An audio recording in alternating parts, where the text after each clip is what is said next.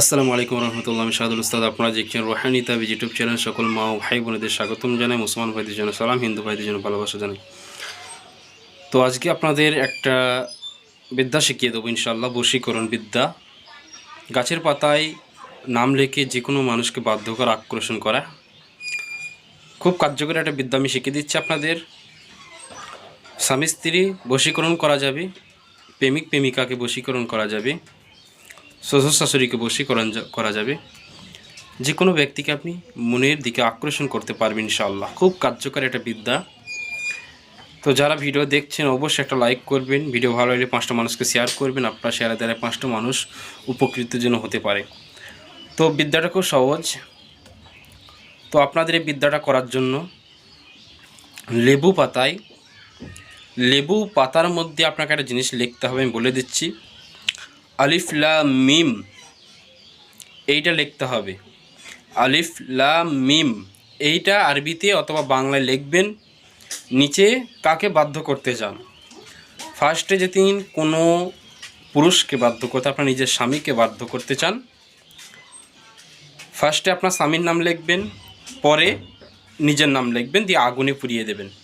আর যেদিন কোনো যুবক ভাই তার প্রেমিকাকে বাধ্য করতে চায়, তাহলে ফার্স্টে মেয়েটার নাম প্লাস দিয়ে বিন্দি কিংবা আলা হকদি, তারপরে নাম লিখবেন আপনার। ইনশাআল্লাহ যত দূরেই থাকুক না কেন,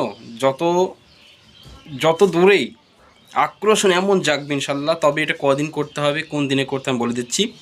আপনি শুক্রবারের দিন ঠিক 10টা 11টা অথবা বিকালবেলায় 4টের দিকে করবেন এই কাজটা।